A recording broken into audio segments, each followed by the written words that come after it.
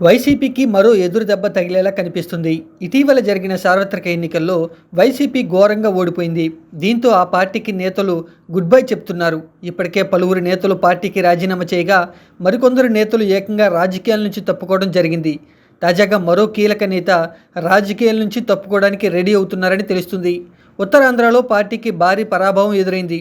సీనియర్లందరూ ఓటమి పాలయ్యారు. ఈ సమయంలోనే శ్రీకాకుళంకు చెందిన మాజీ మంత్రి, వైసీపీ సీనియర్ నేత ధర్మాన ప్రసాదరావు రాజకీయ రిటైర్మెంట్కు సిద్ధమయ్యారని తెలుస్తుంది. ఇక మీదట ఏ ప్రత్యక్ష ఎన్నికల్లోనూ పోటీ చేయకూడదని నిర్ణయించుకున్నారని సమాచారం. 2 ఏళ్ల క్రితమే తాను రాజకీయాల నుంచి వైదొలుగుతానని, తన కుమారుడికి అవకాశం ఇవ్వాలని జగన్ను ధర్మాన కోరారు. ఈ ఎన్నికల వరకు పోటీ చేయాలని జగన్ సూచించారు.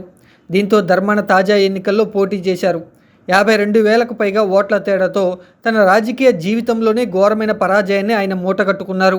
దారుణ ఓటమితో ఆయన రాజకీయాలకు గుడ్ బై చెప్పాలనే ఆలోచనకు వచ్చినట్లు తెలుస్తుంది. 1989-99లో నరసన్నపేట నుంచి, 2004-2009 ఎన్నికల్లో శ్రీకాకుళం నుంచి కాంగ్రెస్ తరపున విజయం సాధించిన ఆయన నేదురుమల్లి జనార్దన్ రెడ్డి, కోట్ల విజయభాస్కర్ రెడ్డి, వైఎస్ రాజశేఖర రెడ్డి, రోసయ్య, కిరణ్ కుమార్ రెడ్డి మంత్రివర్గాల్లో పలు కీలక శాఖలు నిర్వర్తించారు. వ్యాన్పిక్ కుంభకోణంలో 2012లో సిబిఐ కేసు నమోదు చేయడంతో మంత్రి పదవికి రాజీనామా చేశారు. తర్వాత వైసీపీలో చేరారు.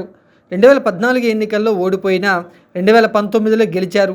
జగన్ క్యాబినెట్లో రెవెన్యూ మంత్రిగా పనిచేశారు. జగన్తో సమావేశం తర్వాత దీనిపై ఓ నిర్ణయానికి రానున్నారని తెలుస్తుంది. తన కుమారుడికి రాజకీయంగా అవకాశం కల్పించాలన్నదే ధర్మాన ఆలోచన.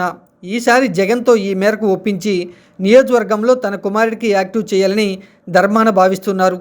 దీంతో వచ్చే వారం ధర్మాన రాజకీయంగా కీలక ప్రకటించే అవకాశం కనిపిస్తుంది.